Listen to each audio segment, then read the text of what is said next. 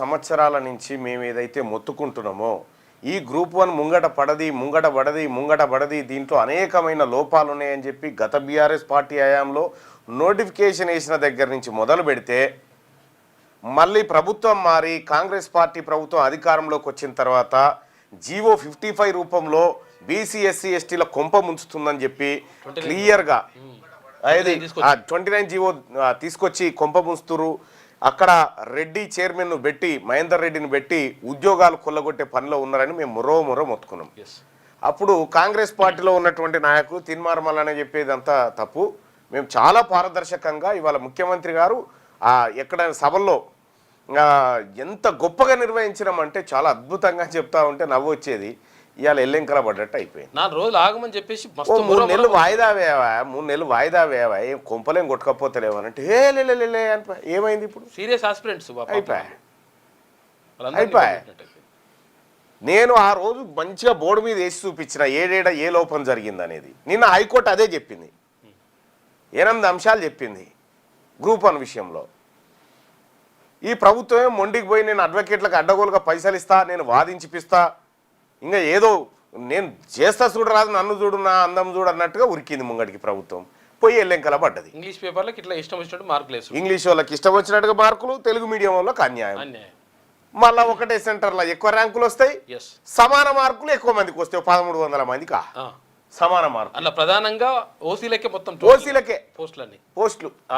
ఈ మాయాజాలం అంతా ఈ రెడ్డి మాయాజాలం ఏదైతే చేసిరో మహేందర్ రెడ్డి రేవంత్ రెడ్డి వీళ్ళందరూ కలిసి ఆడినటువంటి నాటకానికి ఇవాళ హైకోర్టు ఫుల్ స్టాప్ పెట్టింది.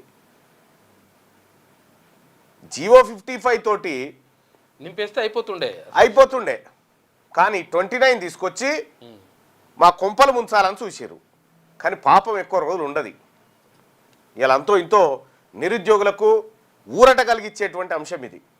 అప్పనంగా దొంగతనంగా ఉద్యోగాలు కొట్టుకపోవాలని చూసినటువంటి అప్పర్ క్యాస్ట్కు చెంపపెట్టు దెబ్బ ఇది. యాక్చువల్గా 29 జీవోకి సంబంధించి కూడా హైకోర్టు తీర్పు సమర్థనీయమైంది, దాన్ని స్వాగతిస్తా ఉన్నాము. నేను ఆ రోజు నిరుద్యోగులు ఎక్కడి నుంచి చిక్కడపల్లి నుంచి సెక్రటేరియట్ ముట్టడికి పోతా ఉంటే నేను మీ పక్షాన్ని నిలబడతా, కాంగ్రెస్ పార్టీలో ఉన్నా, మీరు చేసేదే న్యాయం అని చెప్పి చెప్పడం జరిగింది. ఏదైనా గట్లే ప్రభుత్వం తప్పు చేసినప్పుడు తప్పే అని చేస్తాం. ఇవాళ ఏమైంది? తల ఏడబెట్టుకోవడం అర్థమవుతుందా మనకి ఇప్పుడు రాష్ట్ర ప్రభుత్వానికి? 3 నెలలు ఆగితే కొంపలే మునిపోతుంది. అర్జెంటుగా మహేందర్ రెడ్డి గారిని మాజీ డీజీపీ మహేందర్ రెడ్డి గారిని తీసుకొచ్చి వెంటనే వ్యవహారం అంతా సెట్ చేసి ఒకే సెంటర్ ఈ దొంగతనం ఎన్ని రోజులు చేస్తారు? ఇంకా ఈ కాలంలో కూడా మేము ఇంకా ఈ దొంగతనం చేస్తాం, ఈ చీటింగ్ చేస్తాం అంటే నడవది. ఇలా బీసీలందరూ మేల్కున్నారు, బీసీలందరూ చాలా యాక్టివ్గా ఆలోచిస్తూ ఉన్నారు, బీసీలంతా ఒక్కతాటి మీదకి వచ్చి ఆలోచిస్తూ ఉన్నారు. ఈ సందర్భంలో కూడా మోసం చేద్దామంటే ఎట్లయితే చెప్పు? తొందర ఎగ్జామ్ పెట్టడంతో 29 జీవో కూడా సుప్రీంకోర్టు అన్నది. హైకోర్టు ఏం చెప్పింది, ఏం అంశాలు, అసలు హైకోర్టు తీర్పులో ఉన్నటువంటి కొన్ని అంశాలను మనం చూద్దాం. బోర్డు బెట్ గ్రూప్ 1 జడ్జిమెంట్కి సంబంధించి ఒకటి, టీజీపీఎస్సీ నిర్లక్ష్య వైఖరి మీద కోర్టు చాలా ఘాటు వ్యాఖ్యలు చేసింది.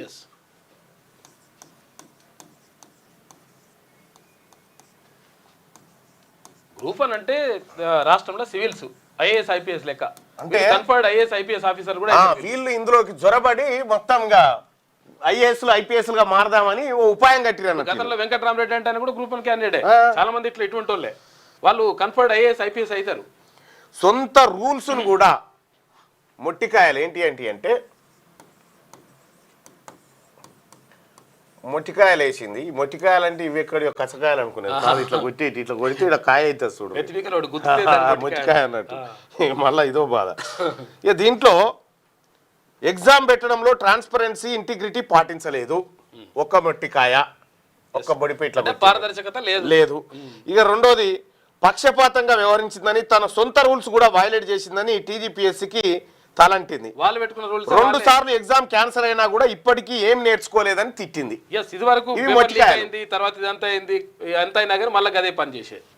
గత అనుభవంతో 2 సార్లు ఒకసారి పేపర్ లీక్ అయ్యాయి, ఒకసారి ఏమో రద్దు అయిపోయాయి. బుద్ధి రాలేదని చెప్పింది ఓ రకంగా. బరాబర్ చెప్పింది. మీ పరీక్షలో పక్షపాతం ఉందని చెప్పింది. ఇగో గిట్లా తిట్టింది ఇంకా కోర్టు, మొట్టికాయలు వేసింది. చెప్తూ తీర్పులో ఏం చెప్పింది అంటే,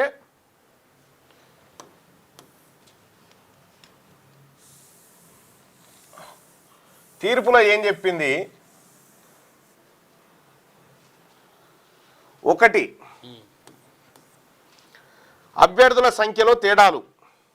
ఎస్, అభ్యర్థుల సంఖ్య ఇప్పుడు పెరుగుడు తగ్గుడు ఉంటుంది ఎగ్జామ్ రాసినప్పుడు. ఇది సేమ్ ఎట్లుందంటే ఎలక్షన్లప్పుడు అది ఓటింగ్ అయిపోయిన తర్వాత ఒక లెక్క, తర్వాత తెల్లారినాక ఇంకో లెక్క అయిపోయింది కథ అంతా. అభ్యర్థుల సంఖ్యలో తేడాలు ఎట్లా వస్తాయి తేడాలు ఏంటి తేడాలు?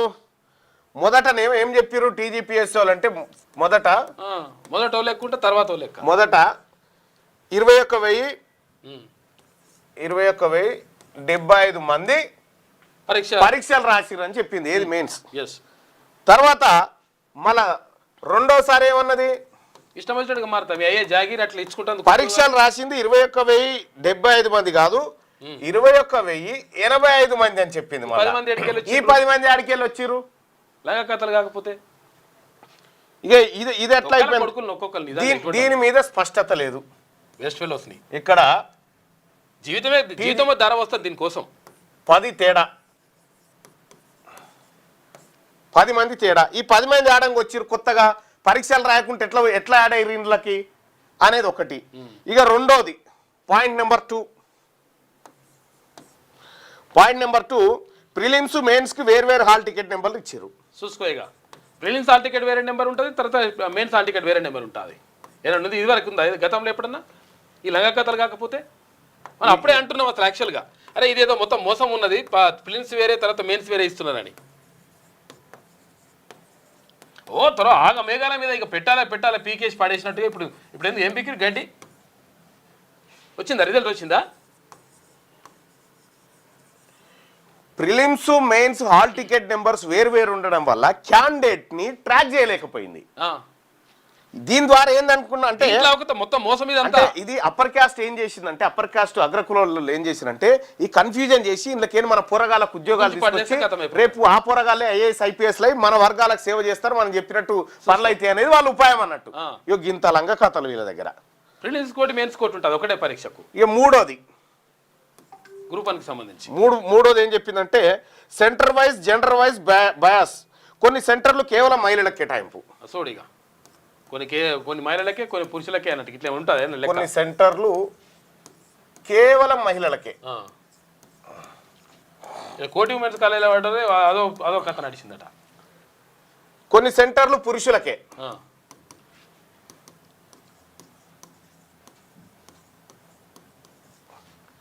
తర్వాత కొన్ని సెంటర్లో టాప్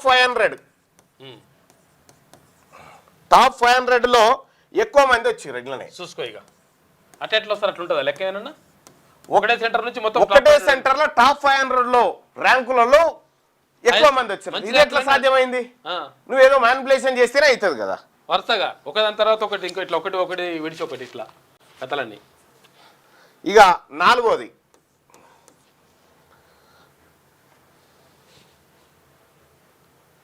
వరుస హాల్ టికెట్ నెంబర్లకు ర్యాంకులు, అదేది ఇవి మార్కులు సేమ్ అట్లా ర్యాంకులు వచ్చేసినాయి. వాళ్ళు మెయిన్స్ కి సెలెక్ట్ కావడం, సేమ్ మార్క్స్. చూసుకో. వరుస హాల్ టికెట్ల సేమ్ మార్క్స్ అంటే ఏంటి? ఏబిసిసి అంటే కథ పెట్టుకుంటూ ఇట్లా ఎంతమందికి అంటే 1369 మందికి సేమ్ మార్కులు వచ్చినాయి. చూసుకో. ఇక సేమ్ మార్కులు 1369 మందికి. ఇక ఐదోది 126,000కు పైగా ఆన్సర్ షీట్లు. మొత్తం 126,000 పైగా ఆన్సర్ షీట్లు.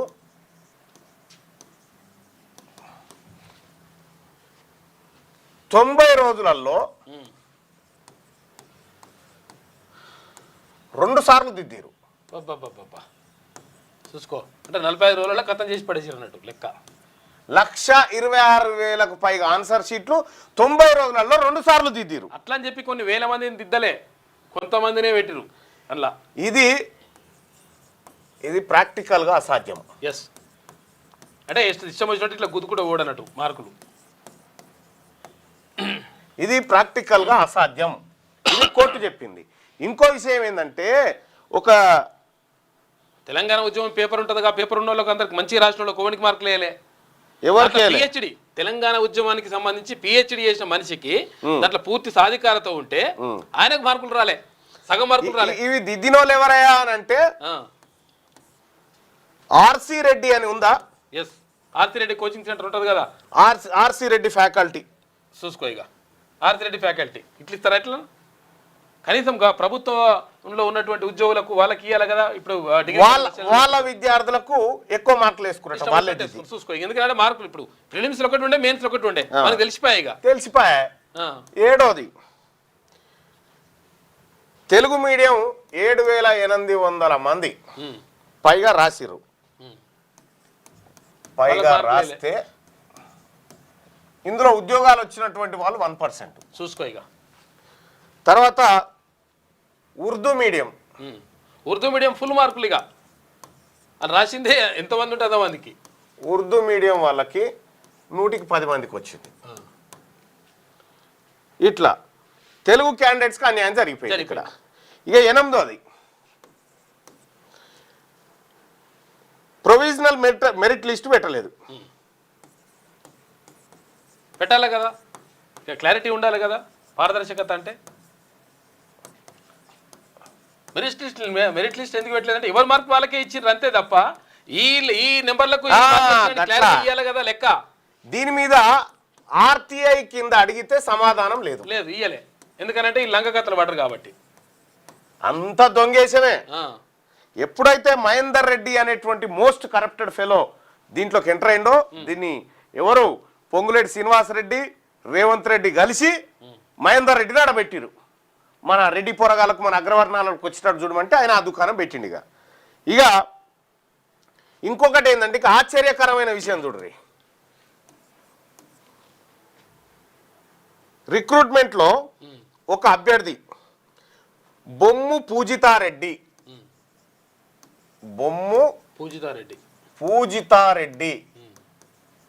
అనేటామె పేపర్ను రివాల్యుయేషన్ చేస్తే 60 మార్కులు తగ్గినాయి. చూసుకో. ఇక రివాల్యుయేషన్ చేస్తే ఎంత లెక్క ఉందో చూడరు. ఇక ఈ 60 మార్కులు ఎవరు యాడ్ చేయొచ్చు? ఇలా ఎక్కడి నుంచి రావచ్చు? చూసుకో. రూల్స్ ఉల్లంఘన, డబుల్ ట్రిపుల్ వయలేషన్ చేశారు, ఇది చట్ట విరుద్ధం. టీజీపీఎస్సీ ఇప్పటికైనా పద్ధతి మార్చుకోమని తిట్టింది. ఇక్కడ క్లియర్గా నేను గతంలోనే అనేక సార్లు ఇదే వేదిక మీద నుంచి నేను సుదర్శన్ మొత్తుకున్నాం ఈ విషయంలో. అరే 4 రోజులు ఆగుర్రా నాయనట్టు ఇక మేఘాల మీద పోయింది, పీకేస్తున్నాం అయ్యేకేస్తున్నాం అని చెప్పేసి గడ్డి వీకినట్టు. ఇప్పుడు ఏం చేసిండ్రు? వచ్చిందా? రిజల్ట్ వచ్చిందా? చాలామంది సీరియస్ ఆస్పిరెంట్స్ కొన్ని సంవత్సరాల నుంచి 10-15 ఏళ్ళ నుంచి ప్రిపేర్ అయ్యే వాళ్ళు కూడా అరే 4 రోజులు ఆపమని చెప్పండి, 4 రోజులు ఆపమని చెప్పండి, కొంచెం మాకు ఇప్పుడు కొంచెం ఇబ్బంది ఉందని చెప్పి అడిగితే ఇక ఆపము మేము ఏకేసినాం పీకేసినాం అంటే ఇప్పుడు ఏమైంది ఇక్కడ లెక్క? ఏమైంది ఇక్కడ? ఇక అయిపోయిందా? మరి బరాబర్ ఇచ్చిర్రా? కోర్టు ఏమన్నది? గ్రూప్ 1 పరీక్షది ముందే చెప్పిన, ఇది ముంగడ పడదు మీరంతా బీఆర్ఎస్ పార్టీ వాళ్ళు ఉన్నప్పుడేమో పేపర్ లీకు మీకు తెలుసు కదా, అరెస్ట్ అయ్యారు గ్రూప్ 1 సంబంధించి. ఎవడెవడు అరెస్ట్ అయ్యింది, ఏం కథ? దరిద్రమైన ప్రభుత్వం ఈ తెలంగాణ రాష్ట్రంలో ఉండడం మనందరి దురదృష్టం. సిగ్గు లేకుండా ఇంకా సమర్థించుకుంటుంది ప్రభుత్వం. గతంలో అప్పీల్ పోతాం డివిజన్ బెంచ్ కి. ఇగో ఇది నేను ఏ రోజు చెప్పిన చూడరు. ఇగో సెప్టెంబర్ 24, 2023లో చెప్పిన, ఇది లంగేషన్ చేయకుర్రా అని చెప్పి ఆ రోజు ఆ ప్రభుత్వానికి చెప్పినాం. ఈ రోజు ఈ ప్రభుత్వానికి చెప్పినా కూడా వీళ్ళు కదే చేసారు. ఎవరైతే ఉంది మా అప్పర్ క్యాస్ట్ వాళ్ళకి రావాలి ఉద్యోగాలు, మేము దంచక బుక్కాలే అనేటువంటి ఆలోచన చేసారు. తీరా మీ దరిద్రం బెడిసి కొట్టి ఇవాళ మళ్ళా మొదటికి వచ్చింది. అద్భుతంగా ఇక్కడ కోర్టు అయితే ఒకానొక దశలో ఒక సర్వే నిర్వహిస్తే మన తెలంగాణ టీజీపీఎస్సీ పట్ల నిరుద్యోగులకు నమ్మకమే లేదట. ఎట్లుంటే నమ్మకమే లేదట. మోసమేనా? బీఆర్ఎస్ ప్రభుత్వం నుంచి టాప్ 5 సర్వీస్ కమిషన్లు.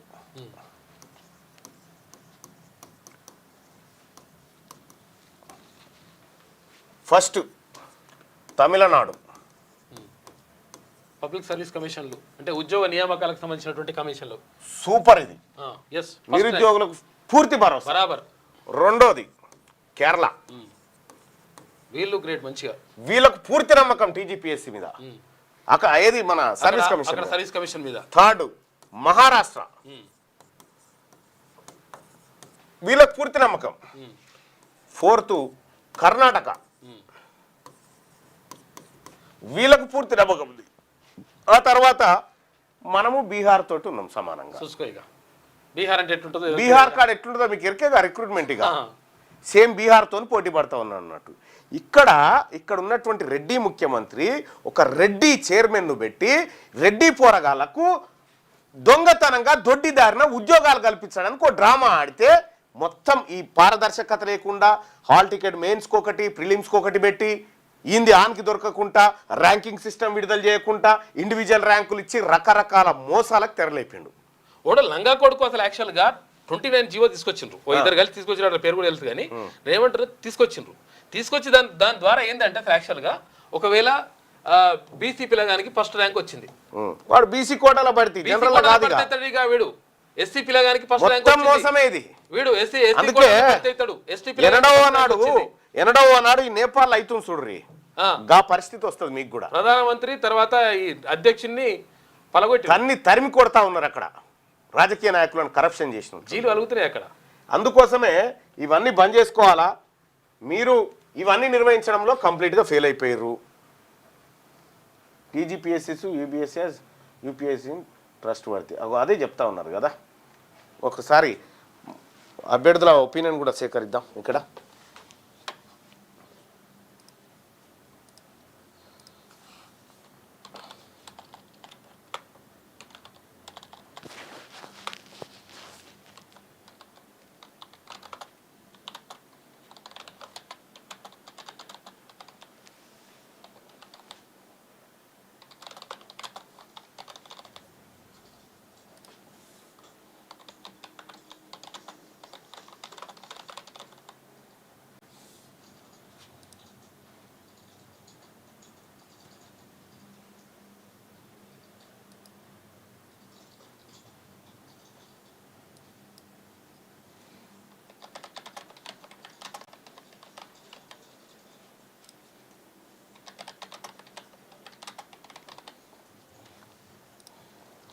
మీ అభిప్రాయాన్ని చెప్పండి. గ్రూప్ 1 పరీక్షల రద్దు తీర్పును ఎలా చూస్తారు? రద్దు చేయడం కరెక్టే లేదంటే రద్దు చేయడం తప్పు? మీ రెండిట్లలో మీ ఆప్షన్ని తెలియజేయండి. మీ అభిప్రాయాన్ని చెప్పండి. ఇక్కడ అన్న మన పార్టీ ఆఫీసు మాదాపూర్ హైటెక్ సిటీ సైడ్ కాకుండా ఇప్పుడు క్యూన్యూస్ ఆఫీస్ సైడ్ పెట్టండి అన్న, ఎందుకంటే ఊర్ల నుంచి వచ్చే వాళ్ళకి ఇబ్బంది ఉండదు, ఇది మా సూచన అన్న అని చెప్పి చెప్తా ఉన్నారు. ఇక్కడ కూడా ఒకటి ఏర్పాటు చేస్తారు. తెల్లవారితే అగ్రవర్ణాలకు విమర్శించడమేనా? ఒక వీడియో చూపిస్తా, ఆయన పేరేందో, వారణాసి సిఎన్ వివ్యాస్. ఒక వీడియో చూడు, నువ్వే చెప్పాలి మరి దీనికి సమాధానంగా. మరి అన్నిటికీ మీరే ఉన్నారా భయ్? తెలంగాణలో జరిగేటువంటి ప్రతి మార్పుకు మీరేనా? చూడు వాళ్ళ వాళ్ళ వాళ్ళ ఆవేదన చూడు.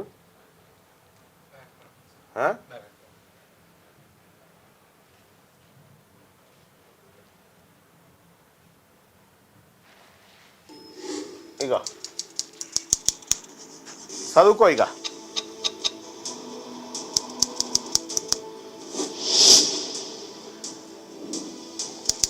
ధైర్యం ఉన్న వాళ్ళు మాత్రమే ఇది చూడండి.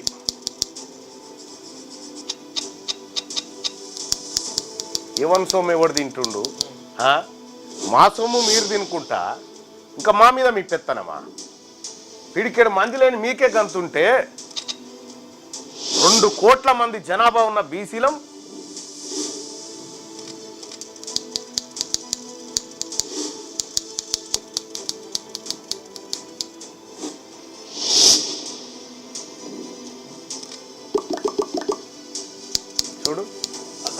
ఎవరి మీద ఏడవాలి ఇక్కడ 8% ఉన్న వాళ్ళకి 70% ఆ సీట్లు. ఇక చూడ్రి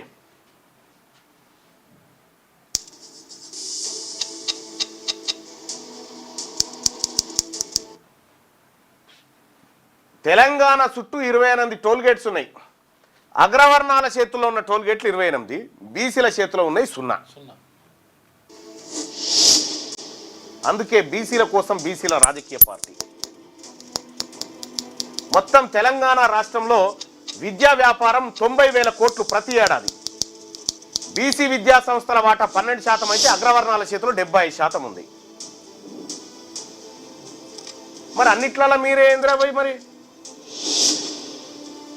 ఇగో ఒక ఏడాదికి తెలంగాణలో ప్రైవేటు వైద్య వ్యాపారం 35,000 కోట్లు. ఓన్లీ అగ్రవర్ణాల చేతుల్లో ఓసీల చేతుల్లో 26,000 కోట్ల వ్యాపారం ఉంది.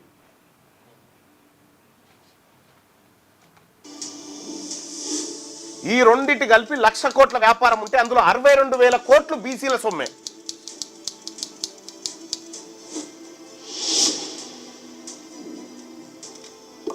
చూడు ఏంది 8% జనాభా లేని వాళ్ళకు 70% ఎమ్మెల్యే సీట్లు, 62% జనాభా ఉన్న వాళ్ళకు 19 సీట్ల.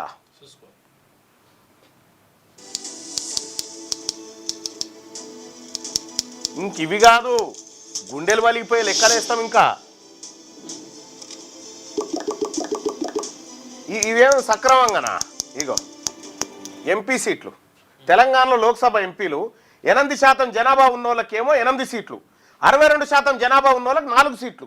మీకు ఎన్ని రావాలి? మీ 8%కి ఒక్క ఎంపీ సీట్ రావాలి. వచ్చిందండి 8.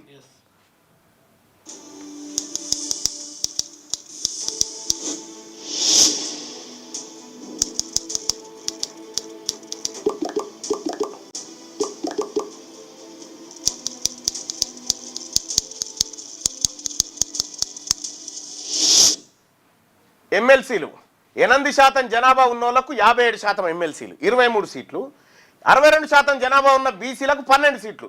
బీసీలకు ఎన్ని దక్కాలి? వాటా ప్రకారం జిత్రే ఇచ్చేదారి ఉత్రే భాగేదారి రాహుల్ గాంధీ నినాదం ప్రకారం 25 ఎమ్మెల్సీలు బీసీలకు దక్కాలి. దక్కినవి 12, ఓసీలకు దక్కాల్సినవి 3, దక్కినవి 23.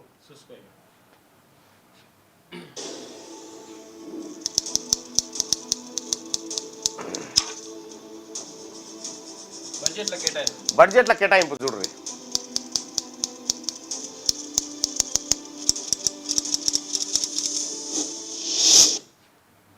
బడ్జెట్లో 2014 నుంచి 25 వరకు మొత్తం 20,53,159 కోట్ల బడ్జెట్ పెడితే బీసీలకు 53,000 కోట్లు ఇచ్చిరాయా. బీసీలకు వాటా ప్రకారం దక్కాల్సిన బడ్జెట్ 12,72,958 కోట్లు దక్కాలి. దక్కింది కేవలం 53,254 కోట్లు. 12,19,704 కోట్ల బీసీల సొమ్ము ఎటుపోయింది? తెల్లారు లేస్తే మా సొమ్ము తింటుందేవుడు, తెల్లారు లేస్తే మా ఉద్యోగాల దోపిడీ చేస్తుందేవుడు, తెల్లారు లేస్తే మా వ్యవస్థలన్నింటినీ కుల్లబొడుస్తుందేవుడు. ఇలా వారణాసి సిఎన్ వాస్ గారికి రైట్ ఇప్పుడు మా బీసీలు మీకు కౌంటర్లు వేస్తూ ఉంటారు. అప్పటిదాకా మాకు ఆసోయి కూడా లేకుండే. ఇప్పుడు బీసీలంతా చైతన్యవంతమయ్యారు కాబట్టి మీరేమనంటే లెక్కలతో నిష్కపడుతున్నారు మా వాళ్ళు. ఇక గ్రూప్ 1 పరీక్షల రద్దు తీర్పును ఎలా చూస్తారు? రద్దు చేయడం కరెక్టే. 185% మంది రద్దు చేయడం కరెక్టే అని చెప్తా ఉన్నారు. అన్న మైక్ దగ్గరగా పెట్టుకో అన్న, వాయిస్ రావట్లేదు అంటారు. అవునా? ఏమో వస్తుంది, ఒక ఆయన చెప్తున్నట్లా. వాళ్ళ ఫోన్లో కొంచెం తక్కువ పెట్టుకుంటుంటారు, ఆయన ఫోన్లో పెట్టుకుంటుంటారు తక్కువ. రీజనల్ రింగ్ రోడ్ గురించి కూడా మాట్లాడదాం. ఇగో ఇది బీసీలకు జరిగినటువంటి అన్యాయం. గ్రూప్ 1 ఇక గ్రూప్ 1 ఇష్యూలో ఇంకా డబుల్ బెంచ్కి పోతాం. నువ్వు ఏడికి పోయినా అదే ముంగడపడదు. ఇవాళ కూడా చెప్తాను, ఇది ముంగడపడేది కాదు. ఏ బెంచ్కి పోయినా ముంగడపడేది కాదు. ఇవాళ బీసీల పట్ల బీసీలకు ఎస్సీలకు ఎస్టీలకు అన్యాయం జరుగుతూ ఉంటే కనీసం న్యాయస్థానం అన్న అడుగుతుంది.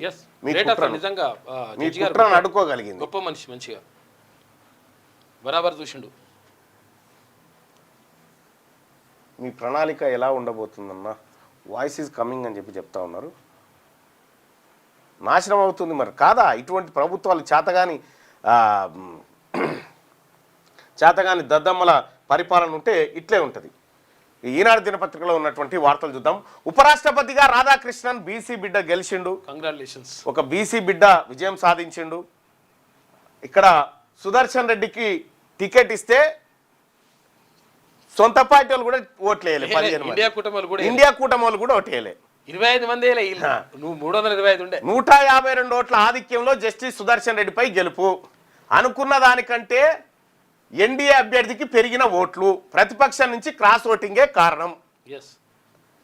ఉపరాష్ట్రపతి ఎన్నికల్లో ఎన్డీఏ అభ్యర్థి సిపి రాధాకృష్ణన్ ఘన విజయం సాధించారు.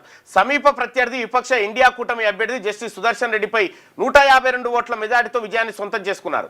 మంగళవారం పార్లమెంట్ సముదాయంలో ఎన్నికల ప్రక్రియ ముగిసిన అనంతరం రాధాకృష్ణన్ విజయం సాధించినట్టు ఎన్నికల రిటర్నింగ్ అధికారి పిసి మోదీ ప్రకటించారు. పార్లమెంట్ ఉభయ సభల్లో సీట్లు 788, రాజ్యసభలో 6, లోక్సభలో 1 ఖాళీగా ఉండడంతో 781 మందికి ఓటు వేసే హక్కు లభించింది. బిజాదా అంటే బీజు జనతాదళ్, బిజాదా అంటే బరాసా అంటేనేమో భారత రాష్ట్ర సమితి 4, శిరోమణి అకాలీదళ్ 1. వీళ్ళు దాదాపుగా ఒక 12 మంది ఓట్లు వేయలే. 12 మంది ఓట్లు వేయలే. పార్టీలు ఓటింగ్కు దూరంగా ఉండాలని నిర్ణయించుకోవడంతో 769 మంది ఎంపీలకు ఓటింగ్ అవకాశం దక్కింది. ఓటింగ్ అవకాశం దక్కితే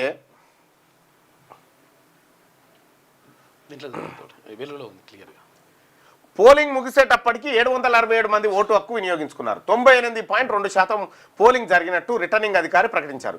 1:20 నిమిషాల్లో ఫలితం. సాయంత్రం 6 గంటలకు అభ్యర్థుల ఏజెంట్లు, ఎన్నికల పరిశీలకులు, కౌంటింగ్ అధికారుల సమక్షంలో ఓట్ల లెక్కింపు చేపట్టి రాత్రి 7:20 నిమిషాలకు విజేతను ప్రకటించారు. చెల్లుబాటైన ఓట్లలో ఎన్డీఏ అభ్యర్థికి 60.10, ప్రతిపక్షాల అభ్యర్థికి 39.89% ఓట్లు వచ్చాయి. ఇప్పటి వరకు జరిగిన ఉపరాష్ట్రపతి ఎన్నికల్లో గోపాల్ స్వరూప్ పాఠక్ 52.7%, బైరాన్ సింగ్ షెకావత్ 59.82%. తర్వాత విజేతకు దక్కిన అత్యల్ప ఓట్ల శాతం ఇదే. ఇప్పటి వరకు సర్వేపల్లి రాధాకృష్ణన్, జస్టిస్ హిదాయతుల్లా, శంకర్ దయాళ్ శర్మలు మాత్రమే ఏకగ్రీవంగా ఎన్నిక కాగా మిగిలిన వారంతా పోటీ ద్వారా గెలిచారు. ఇందులో 1992లో కేఆర్ నారాయణన్కు అత్యధికంగా 99.86% ఓట్లు రాగా 1969లో గెలిచిన గోపాల్ స్వరూప్ పాఠక్ అతి తక్కువగా 52.7% ఓట్లు దక్కాయి.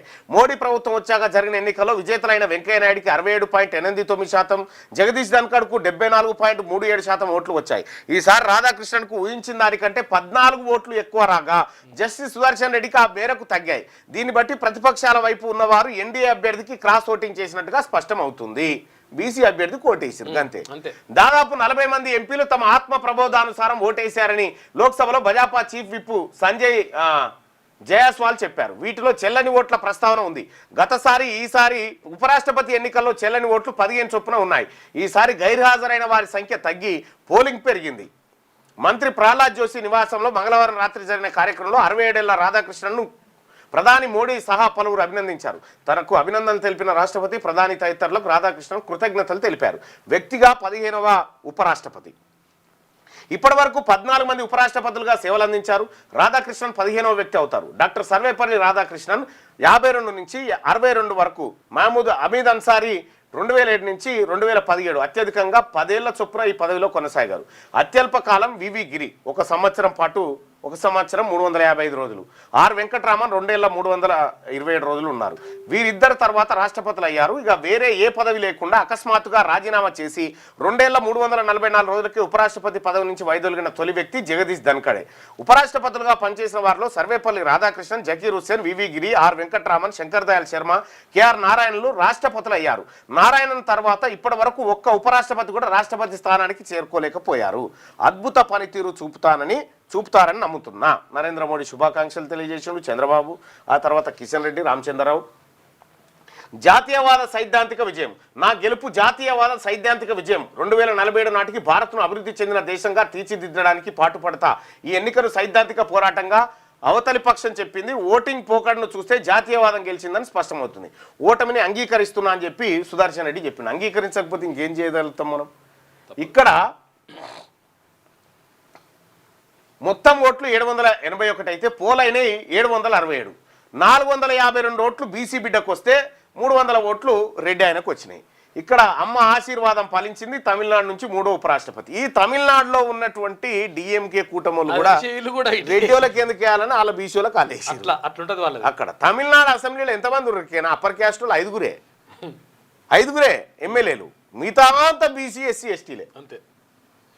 ఇగో మొత్తానికైతే మొదటి దెబ్బ తాకింది ఉపరాష్ట్రపతి ఎన్నికల్లో ఈయన ఓడిపోవడం జరిగింది. సిపి రాధాకృష్ణన్ గెలవాలని మనం కూడా అనుకున్నాం బీసీ బిడ్డాని. సో ఆయన గెలిచిండు మంచి పని కార్యక్రమం జరిగింది.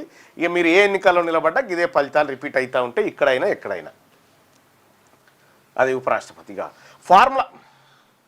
ఫార్ములా ఈ రేస్లో క్విడ్ ప్రోకో.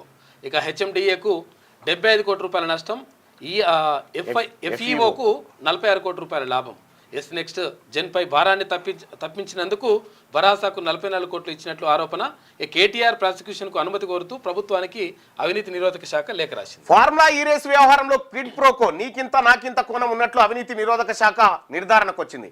9 నెలల దర్యాప్తు క్రమంలో ఈ విషయాన్ని గుర్తించింది. హైదరాబాద్లో ఈ రేసు నిర్వహణ క్రమంలో హెచ్ఎండిఏకు 75.88 కోట్ల నష్టం వాటిల్లగా ఫార్ములా ఈ ఆపరేషన్ సంస్థ 46 కోట్ల లబ్ధి పొందినట్టు ఏసీబీ అంచనా వేసింది.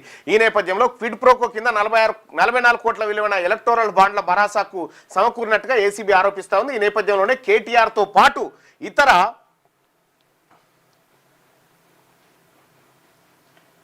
నిందితులపై అభియోగాల నమోదుకు అనుమతి ఇవ్వాలని కోరుతూ మంగళవారం అవినీతి శాఖ అధికారులు ప్రభుత్వానికి లేఖ రాశారు. విశ్వసనీయ సమాచారం ప్రకారం ఏసీబీ నివేదికలోని ముఖ్య అంశాలు ఇలా ఉన్నాయి.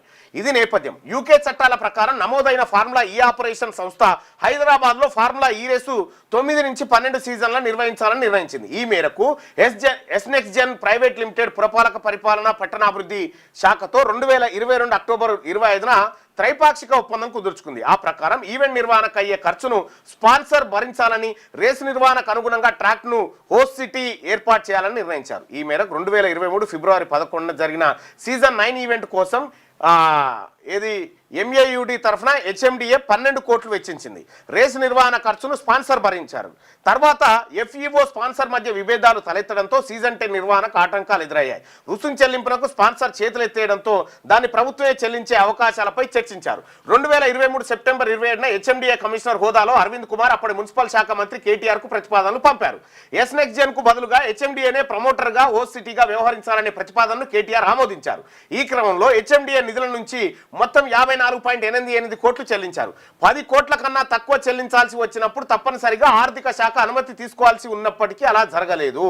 2 విడతల చెల్లింపుల అనంతరం ఎఫ్ఈఓ ఎంఏయుడిల మధ్య 2023 అక్టోబర్ 30న కొత్త ఒప్పందం జరిగింది. 90 లక్షల పౌండ్లు అంటే 90 కోట్లను చెల్లించడమే కాకుండా ఈవెంట్ నిర్వహణకు అవసరమైన ట్రాక్ నిర్మాణంతో పాటు ఇతర లాజిస్టిక్స్ సమకూర్చాల్సిన భారాన్ని ప్రభుత్వమే భరించాలని ఒప్పందంలో పేర్కొన్నారు. 2023 అక్టోబర్ 9 నుంచి డిసెంబర్ 4 వరకు ఎన్నికల నియమావళి అమల్లో ఉన్న ఎన్నికల కమిషన్ అనుమతులు తీసుకోకుండానే చెల్లింపులు చేశారు.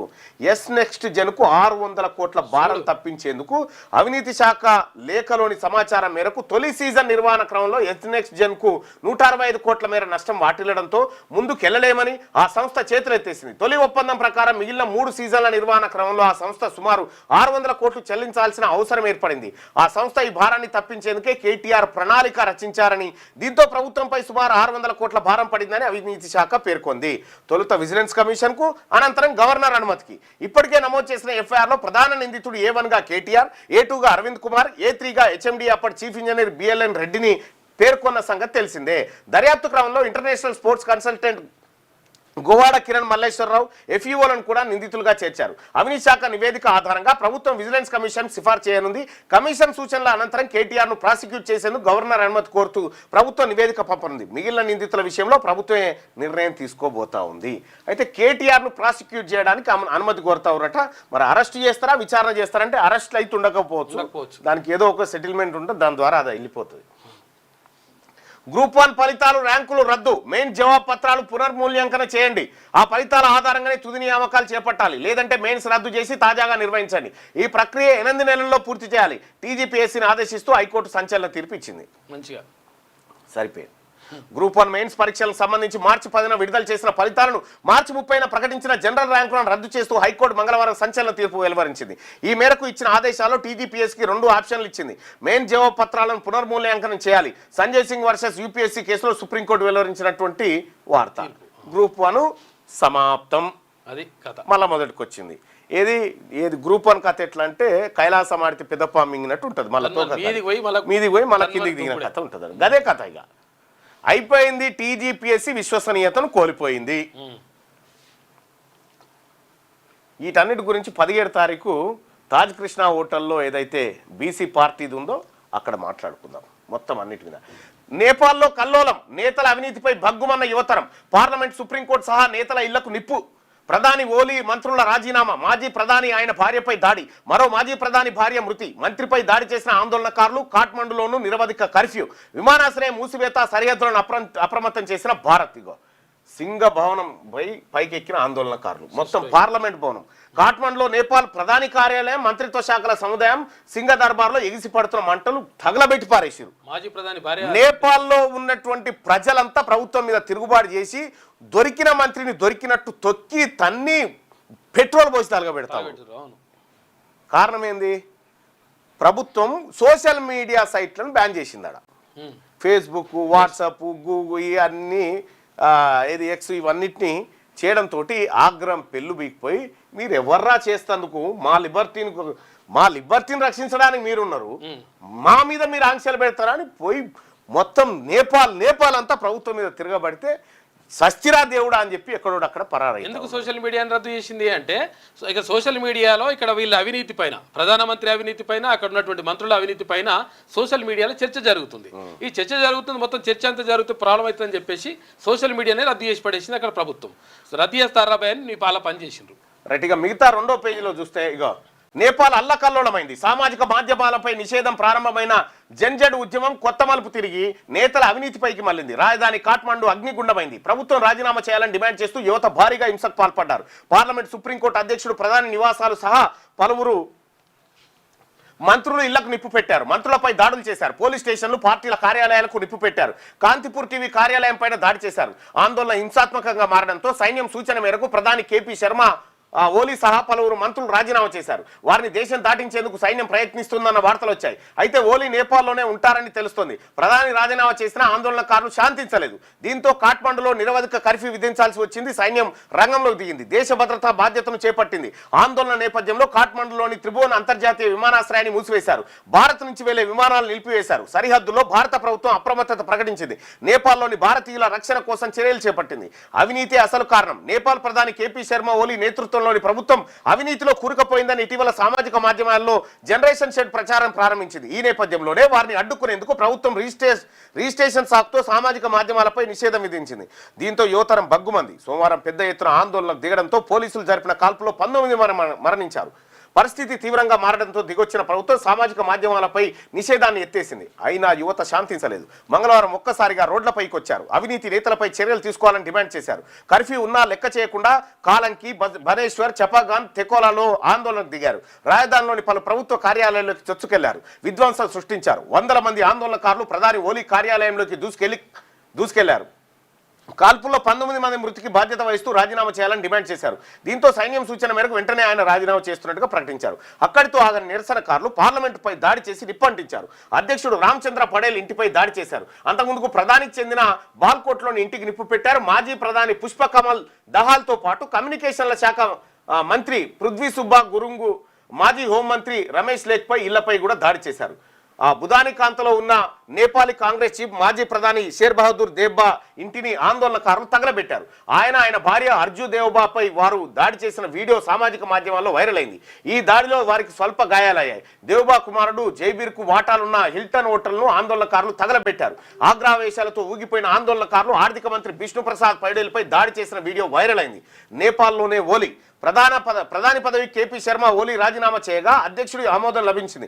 వెంటనే కొత్త ప్రభుత్వం ఏర్పాటుపై చర్యలు ప్రారంభమయ్యాయి. ఇక ఓలీ దేశం వీడి వెళ్ళకపోవచ్చని తెలుస్తుంది. ఆయన స్వదేశంలోనే ఉండే అవకాశం ఉందని స్థానిక మీడియా కథనాలు వెల్లడించాయి. తదుపరి ప్రధానిగా కాఠ్మండు మేయర్ బాలేంద్ర షా పేరు వినిపిస్తోంది. ప్రజలు ఆయన్ను బాలేన్గా పిలుస్తుంటారు. అయితే ఇప్పుడు ఈ బాలేను ఇప్పటికే ఈడున్నటువంటి హిందుత్వ ఛానల్ ఏవైతే ఉన్నాయో వీడు బాలేన్గా ఈ బాలన్ ఎవరైతే ఉన్నారో ఆ బాలన్ ఇది భారత వ్యతిరేకి అని చెప్పి ప్రచారం ప్రారంభించినాయి. ఆ నేపాల్లో ఆన్ దేశాన్ని ప్రేమించుకోకపోతే మన దేశాన్ని ప్రేమిస్తాడు మీ వార్తలు కానీ.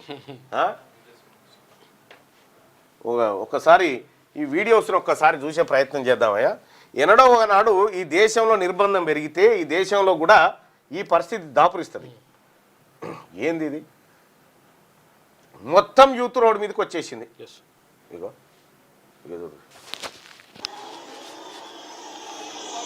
ఓ ఆర్మీ చేతులు ఎత్తేసింది ఇక మాతోటి కాదని.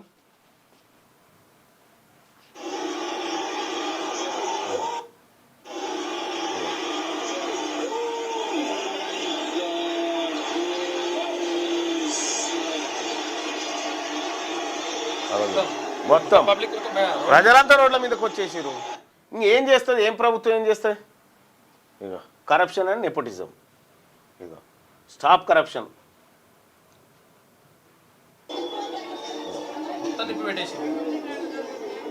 నిప్పు పెట్టి కాల్చారు. దోపిడీ, కరప్షను, అణిచివేత పెరిగినప్పుడు ఇటువంటివే ఉడతాయి. యువర్ లగ్జరీ అవర్ మిసరీ అట, వేకప్ నేపాల్ అని చెప్పి ఇగో రాజీనామా. పొట్టు పొట్టు పొల్లు పొల్లు అయిపోయింది. బంగ్లాదేశ్లో గిదే జరిగింది, నేపాల్లో గిదే జరిగింది, పాకిస్తాన్లో కూడా ఒకసారి గిదే జరిగింది, ఈజిప్ట్లో గిదే జరిగింది. ఇష్టం వచ్చిన నిర్ణయాలు తీసుకుంటే ఇట్లా జరుగుతూ ఉంటాయి. లెక్క తెలంగాణ రాష్ట్రంలో బీసీ ప్రజలు కూడా ఈ తరీకాలో ఏదో ఒక రోజు వస్తారు చూస్తారు.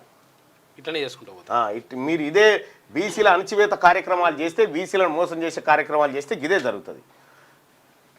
ఇది ఇట్లుంటేగా పసిడి 10 గ్రాముల ధర 1,13,000 చూసుకో. 1,13,000 పోయింది. తులం బంగారం అయింది 1,13,000. గ్రీన్ఫీల్డ్ రహదారి మంజూరు చేయండి, త్రిబుల్-ఆర్ నార్త్ పనుల ప్రారంభానికి అనుమతులు ఇవ్వండి. కేంద్ర మంత్రి నితిన్ గడ్కరీకి ముఖ్యమంత్రి రేవంత్ రెడ్డి వినతి పత్రం ఇచ్చినట్టు. వాస్తవానికి ఈయన పోయింది సుదర్శన్ రెడ్డి ఎన్నిక కోసం, ఏ 1-2 పెట్టుకున్నట్లు. యంగ్ ఇండియా స్కూళ్లకు మద్దతు తెలపండి, రాష్ట్ర రుణాల పునర్వ్యవస్థీకరణకు అనుమతి ఇవ్వండి. ఆర్థిక మంత్రి నిర్మలా సీతారామన్కు సీఎం రేవంత్ రెడ్డి విజ్ఞప్తి చేసినట. ఇది ఇట్లుంటే సోషల్ మీడియా నిషేధం అనే తేనెతిట్టను ఇట్లా గదిలిచ్చిండు. ఇక అవి చూడు, నేపాల్ హింసాత్మకం, ప్రధాని రాజీనామా, ఇక ఇట్లా పరిగెడతా ఉంది చూడు ప్రధాని. ఇది ఇట్లా ఉంటే ఇక వెలుగు దినపత్రికలో ఉన్నటువంటి వార్తల్ని చూద్దాం. ఇక మంటల్లో నేపాల్, ఆగని ఆందోళనలు, అవినీతి వ్యతిరేక ఉద్యమంగా మారిన సోషల్ వార్. ఇక ప్రెసిడెంట్, ప్రధాని, మాజీ ఎంపీ పిఎంలు మంత్రుల నివాసాలకు నిప్పు పెట్టిండ్రు. పార్లమెంటు, సుప్రీంకోర్టు, పార్టీల ఆఫీసులపైన దాడులు చేసిండ్రు. ఆర్థిక మంత్రిని వీధుల్లో పరిగెత్తించి కొట్టిన ఆందోళనకారులు. మంటల్లో మాజీ ప్రధాని ఇల్లు, కాలిన గాయాలతో ఆయన భార్య చచ్చిపోయింది ఆసుపత్రిలో. ఇక ప్రధాని కేపీ శర్మ ఓలీ, అధ్యక్షుడు రామచంద్ర పౌడేల్ రాజీనామా చేసిండ్రు. విధ్వంసానికి పాల్పడితే కఠిన చర్యలని చెప్పేసి ఆర్మీ చెప్పింది. ఇప్పుడు ఆర్మీ నిరసనకారుల దాడిలో తగలబడుతున్న నేపాల్ ప్రధాని కేపీ శర్మ ఓలీ నివాసం ఇల్లునే ప్రధానమంత్రి పెట్టిరు. అంటే పబ్లిక్ ఒకసారి తలుసుకుంటే పరిస్థితులు ఇట్లాగా ఉంటాయి. ఉపరాష్ట్రపతిగా రాధాకృష్ణన్ ఎన్డీఏ కూటమి అభ్యర్థి విజయం. 152 ఓట్ల తేడాతో ఇండియా కూటమి క్యాండిడేట్ పై గెలుపు. సిపి రాధాకృష్ణన్ కు ఫస్ట్ ఆఫ్ ఆల్ 15 ఓట్లు ఇన్వాల్వ్. ఈ 15 మంది ఎవరో గుర్తించి అర్జెంట్ గా ఇలా డిస్క్వాలిఫై చేసి ఎంపీకే ఓటేయ రాకపోతే, ఒక ఎంపీకి ఓటేయ రాకపోతే ఇంకేమైనా ఉందా? ఈ దేశం నవ్వుకోరా దీన్ని చూస్తే జనం, బయట దేశాలు చూస్తే. 15 మంది ఎంపీలకు ఓటేయ 15 మంది అంగుటిగాలని తీసుకుపోయి ఆడ పెడితే ఆయన ఏం చట్టం చేయాలి? ఓటే రాలేదటనా? తర్వాత మళ్ళీ ఇప్పుడు 50 మంది క్యాండిడేట్లు 100 మంది క్యాండిడేట్లు కాదు కదా, ఇద్దరే ఉన్నారు. ఇద్దరే ఉన్నది. మళ్ళీ కన్ఫ్యూజ్ అవుతుంది కూడా ఏం లేదు, పెద్ద బ్యాలెట్ ఆగమాగం అవుతుంది కూడా లేదు. 15 మంది ఎంపీలకు ఓట్లే రాలేదంటే ఈ దేశంలో ఎవరు పోయి కూర్చున్నారో చూడు. పార్లమెంట్లో ఎవరు ఉన్నారో చూడరు. ఇక ఓటేసిన సభ్యులు 767, వ్యాలిడ్ ఓట్లు 752, ఇన్వాలిడ్ 17, మ్యాజిక్ ఫిగర్ 377, ఎన్డీఏకు పోలైన ఓట్లు 452, ఇండియా కూటమి 300. ఉపరాష్ట్రపతిగా రాధాకృష్ణన్ ఎన్డీఏ కూటమి అభ్యర్థి విజయం. 152 ఓట్ల తేడాతో ఇండియా కూటమి క్యాండిడేట్ పై గెలుపు. సిపి రాధాకృష్ణన్ కు 452 మొదటి ప్రాధాన్యత ఓట్లు, జస్టిస్ సుదర్శన్ రెడ్డికి 300 ఓట్లు. ఓటు హక్కు వినియోగించుకున్న 767 మంది సభ్యులు. 15 ఓట్లు ఇన్వాలిడ్, 98.20% పోలింగ్. ఓటింగ్ కు దూరంగా బీఆర్ఎస్, బీజేడీ, శిరోమణి అకాలీ దళ్. మొత్తానికి ఉపరాష్ట్రపతిగా సిపి రాధాకృష్ణన్ తమిళనాడు బీసీ బిడ్డ ఎన్నికైంది. అంతే. ఇక జైలు జీవితం దుర్భరం, నాకు విషయం ఇవ్వండి అని చెప్పేసి దర్శన్ అంటుండు. జైలు జీవితం దుర్భరంగా ఉందని, అరెస్ట్ అయిన నాటి నుంచి తాను సూర్యుడిని కూడా చూడలేదని కన్నడ నటుడు దర్శన్ తోగుదీప మంగళవారం జడ్జి ముందు వాపోయాడు. ఇంతకన్నా తనకు విషం ఇస్తే బాగుంటుందని ఆవేదన వ్యక్తం చేసినట్టు. జైలు జీవితం అంటే ఎట్లా ఉంటుంది? ఆసియా కప్ లో ఇవాళ యుఏఈతో ఇండియా ఆసియా కప్ T20 టోర్నీలో బుధవారం ఆదిత్య యునైటెడ్ అరబ్ ఎమిరేట్స్ తో టీమిండియా తలపడి నుండి రికార్డులు ప్లేయర్లు ఆటపరంగా ఎలా చూసినా ఈ మ్యాచ్లో ఇండియానే ఫేవరెట్గా కనిపిస్తోందంటూ ఒక వార్త ఉంటే future city to Bandar port 12 లేన్ల గ్రీన్ఫీల్డ్ హైవే మంజూరు చేయాలని కేంద్ర మంత్రి నితిన్ గడ్కరీకి సీఎం రేవంత్ రెడ్డి విజ్ఞప్తి. RRR నార్త్ పనులు ప్రారంభించండి, సౌత్కు పర్మిషన్ ఇవ్వండి, మననూరు శ్రీశైలం ఎలివేటెడ్ కారిడార్ నిర్మించాలి, రావిరాల ఆమన్గాల్ మననూరు గ్రీన్ఫీల్డ్ హైవే చేపట్టండి, హైదరాబాద్ మంచిర్యాల గ్రీన్ఫీల్డ్ హైవే మంజూరు చేయాలని విజ్ఞప్తట. నిరుద్యోగులకు విదేశాల్లో కొరువులు మంచిగా ఉన్నది కానీ ఇప్పుడు ఎట్లా సార్ ఇది? వచ్చే 2 నెలల్లో 10,000 మందిని పంపిస్తాం. ఫస్ట్ చదువుకుంటేందుకు దరఖాస్తు పెట్టుకున్న స్కాలర్షిప్ లీరు ముందుగా ఓవర్సీస్ స్కాలర్షిప్ లీరు అవి ఇవ్వకపోతే ఇప్పటిదాకా యువతకు స్కిల్ నేర్పి ఉద్యోగాలు కల్పించడమే ప్రభుత్వం. నిరుద్యోగులకు విదేశాల్లో కొలువట. అయ్యా మన దేశాల్లో కొలువులు సృష్టించండి, మన పైసలతోటి మన పన్నులతోని గొప్పగా ఐఐటీలలో అక్కడిక్కడ చదువుకొని ఆయనతో విదేశాలకు పోయి అటు సెట్ అవుతారు. విద్యాభివృద్ధికి అండగా నిలవండి, కేంద్ర ఆర్థిక మంత్రి నిర్మలా సీతారామన్ సీఎం రేవంత్ రెడ్డి విజ్ఞప్తి అంటూ ఒక వార్తను చూస్తే ఇక ఫార్ములా రేస్ స్కామ్ లో 600 కోట్ల రూపాయల క్విడ్ ప్రోకో జరిగిందట. మాజీ మంత్రి కేటీఆర్, ఐఏఎస్ అరవింద్ కుమార్ శిక్షార్హులు. సర్కార్కు 78 పేజీలు 1000కి పైగా డాక్యుమెంట్లతో ఏసీబీ తుది నివేదిక. న్యాయ విచారణకు అనుమతి కోరుతూ సీఎస్ స్పీకర్ కు లేక గత సర్కార్ హయాంలో ఫార్ములా ఈ రేస్ పేరుతో హెచ్ఎండిఏ బోర్డు నిధులు గోల్మాల్. కేటీఆర్ ప్రధాన నిందితుడిగా పోయినేడాది డిసెంబర్ 19న ఏసీబీ ఎఫ్ఐఆర్. మొత్తం 10 మందిపై అభియోగాలు నమోదైనట. క్విడ్ ప్రోకో ఏంటంటే నీకు ఇది నాకు అది, నేను నీకు ఇది ఇస్తా నువ్వు నాకు అది అని చెప్పేసి చెప్తారట. వీళ్ళు ఈ ఫార్ములా ఈ రేస్ కేసులో అదేం ముంగడబడేది అరెస్ట్ చేసి పైసలు పంపిస్తే అయ్యా ఈడ క్విడ్ ప్రోకో ఇంకో క్విడ్ ప్రోకో అవుతుంది. అది అంతే. బీఆర్ఎస్ ఖాతాలో వేసేసాడు పైసలు వేస్తారు. ఏది ఇప్పుడు అందులోకే ఇంకో ఖాతాలో పోతుంది. ఇప్పుడు గ్రూప్ 1 మెయిన్స్ పేపర్లను మళ్ళీ దిద్దండి, వచ్చిన మార్కుల ఆధారంగా రిజల్ట్ ఇవ్వండి. హైకోర్టు 8 నెలల్లో ప్రక్రియను పూర్తి చేయండి, అది సాధ్యం కాకుండా మళ్ళీ పరీక్షలు నిర్వహించండి. ప్రిలిమ్స్ రాసిన వాళ్ళందరినీ ఎగ్జామ్స్ కు అనుమతించండి. జనరల్ ర్యాంకింగ్ లిస్టు రద్దు చేస్తూ తీర్పునిచ్చింది హైకోర్టు. మంచిగా ఇచ్చింది. మావోయిస్టు దళపతిగా తిప్పరి తిరుపతి. నంబాల కేశవరావు మరణంతో కేంద్ర కమిటీ కార్యదర్శిగా ఎన్నిక. మావోయిస్టు చీఫ్ స్థానానికి ఉమ్మడి కరీంనగర్ జిల్లా నుంచి 2వ వ్యక్తి. దండకారణ్య స్పెషల్ జోనల్ కమిటీ సెక్రటరీగా హిడ్మాన్ అట. ఇక ఉమ్మడి జిల్లాకు క్యాన్సర్ సెంటర్ అంట. క్యాన్సర్ సెంటర్ ఏర్పాటు చేస్తున్నారు. వచ్చే 5 ఏళ్లలో పూర్తి స్థాయిలో క్యాన్సర్ ట్రీట్మెంట్ ఇస్తామని చెప్పేసి మంత్రి దామోదర్ రాజనరసింహ అంటుండు. 2030 నాటికి ఏటా 65,000కు పైగా క్యాన్సర్ కేసులు వచ్చే ఛాన్స్ ఉందట. ఇక ఎర్లీ డయాగ్నోస్టిక్స్ తర్వాత చికిత్స నివారణే లక్ష్యంగా ప్రభుత్వం పనిచేస్తుందని చెప్పేసి వెల్లడి. రాష్ట్రంలోని 34 జనరల్ హాస్పిటల్స్లో క్యాన్సర్ డే కేర్ సెంటర్లు ప్రారంభించిందట. మంచి పని అసలు. యాక్చువల్గా క్యాన్సర్ ఎందుకు వస్తుందో తెలియదు, ఏమవుతుందో తెలియదు, కానీ పాపం వాళ్ళ బాధ మాత్రం వర్ణాతీతం ఉంటుంది. దానికి మందు కూడా కనిపెట్టిన అంటున్నారు రష్యాలో. మరి ట్రయల్స్ అంటారు కదా, ఎంతవరకు చూడాలి. మంచిగా ఉంటుంది లేక బయటకు వస్తే అవుతుంది. మహిళా సమస్య పెట్రోల్ బంక్ లాభాల్లో టాప్ అంట. 6 నెలల్లో 15,50,000 రూపాయల ఆదాయం. మహిళా సమాఖ్య సమస్య కాదు. మహిళా సమాఖ్య పెట్రోల్ బంక్ లాభాల్లో టాప్ ఉందట. 6 నెలల్లో 15,50,000 రూపాయల ఆదాయం. దేశంలోనే తొలిసారిగా మహిళా సమాఖ్య ఆధ్వర్యంలో ఏర్పాటు. గత ఫిబ్రవరిలో ప్రారంభించిన సీఎం రేవంత్ రెడ్డి రోజుకు 10,000 లీటర్ల పెట్రోల్ డీజిల్ అమ్మకాలు. నారాయణపేట జిల్లా కేంద్రంలో ఏర్పడిన దేశంలోనే మొట్టమొదటి మహిళా పెట్రోల్ బంకు లాభాలు గడిస్తూ ఉందట. ఇక బ్యాన్ ఎత్తేసామని మీరెంత చెప్పినా జనం వినట్లేదు. సోషల్ మీడియాలో పెట్టమంటారు. అదే విషయం సోషల్ మీడియాలో పోస్ట్ చేయండి సార్ అని చెప్పి నేపాల్లో చెప్తా ఉన్నారు. సో ఇది ప్రధానంగా ఉన్నటువంటి వార్తలు. ఇక ఒకసారి ఇవాళ మన వీరనారి మన చాకలి ఐలమ్మ విష్ణూరు రామచంద్రారెడ్డి అనేటువంటి భూస్వామి మీద తిరుగుబాటు చేసి తరిమి కొట్టిన మహావీర వనిత చాకలి ఐలమ్మ. బాగా దుర్మార్గుడు వాడు. విష్ణు రామచంద్రారెడ్డి అంటే వాడంతా దుర్మార్గుడు, వాడంతా కిరాతకుడు లేడు. వానంత దుర్మార్గుడు లేడు. అది ఇక్కడదే ఇప్పటిదాకా ఇచ్చింది నాకు. అయితే చాకలి ఐలమ్మకు సంబంధించినటువంటి ఇవాళ చాకలి ఐలమ్మ మనమరాలకి ఈయనేమో చెప్పిండు ముఖ్యమంత్రి. ఇది మహిళా కమిషన్ మెంబర్ ఏమైంది సార్? చాకలి ఐలమ్మ మనవరాలకి ఆ వీడియో ఏమైనా ఉందా దొరకలేదు, కానీ ఇవాళ చాకలి ఐలమ్మ వర్ధంతి, ఆమె మరణించిన రోజు. బీసీ ప్రజలారా, మన ఆడబిడ్డ మన జాతుల విముక్తి కోసం దొరల మీద పెత్తందారుల మీద తిరగబడ్డటువంటి మహిళా చాకలి ఐలమ్మ. ఈమె చిట్యాల ఐలమ్మ అంటారు ఈమెని.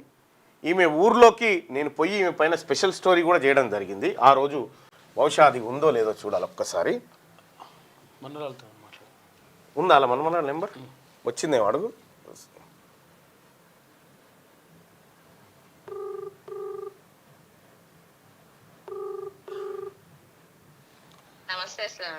నమస్తే అండి. ఒక్క నిమిషం అన్న మాట్లాడతాను, తిరుమల మళ్ళీ మాట్లాడతాను.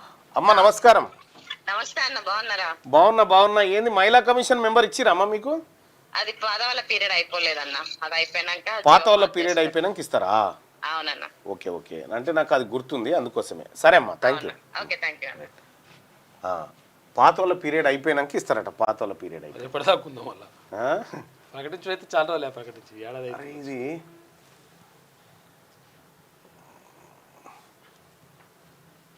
ఆ రోజుల్లో వారసులు ఎక్కడ అనేది తెనాలి రామకృష్ణ వారసులు ఎక్కడ ఉన్నారని ఆ రోజు నేను తెనాలికి పోయి బేసిక్స్లో ఉన్నప్పుడు అందరూ అప్పుడు గొప్ప గొప్ప మహనీయులకు సంబంధించినటువంటి అంశాలకు వాళ్ళ ఊర్లేంది, వాళ్ళ పరిస్థితి ఏంది, నిజంగా వాళ్ళకి సంబంధించినటువంటి ఆనవాళ్ళు ఏమైనా ఉన్నాయా, వాళ్ళ వారసులు ఎవరైనా ఉన్నారా, దానిపైన ప్రత్యేకంగా స్టోరీలు చేసినప్పుడు బేసిక్స్లో ఉన్నప్పుడు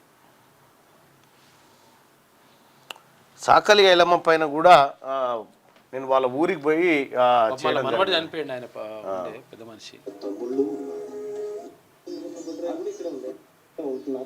అప్పుడు నేను V6లో ఉన్నప్పుడు చేసిన రిపోర్టింగ్ కార్యక్రమానికి సంబంధించింది అది. సో అప్పుడు చాకలి ఐలమ్మ పైన, చిట్యాల ఐలమ్మ పైన స్పెషల్ స్టోరీ చేయడం జరిగింది. సో వర్ధాంతి ఏదైతే ఇవాళ జరుగుతూ ఉందో, చాకలి ఐలమ్మకు క్యూ న్యూస్ అలాగే BCJSC ఘన నివాళులు అర్పిస్తూ ఉంది.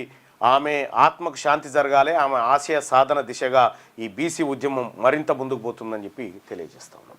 రైట్గా ఇది వెలుగు దినపత్రిక. ఆ తర్వాత ఈనాడు దినపత్రికలో ఉన్నటువంటి ప్రధానమైనటువంటి వార్తలు. ఇక గ్రూప్ 1 విషయంలో గ్రూప్ 1 పరీక్షల రద్దు తీర్పును ఎలా చూస్తారంటే, రద్దు చేయడం కరెక్టే అని 81% మంది అభిప్రాయాన్ని వ్యక్తం చేస్తూ ఉన్నారు. Thank you so much. ఇక మిగతా వార్తలు అందిస్తాను.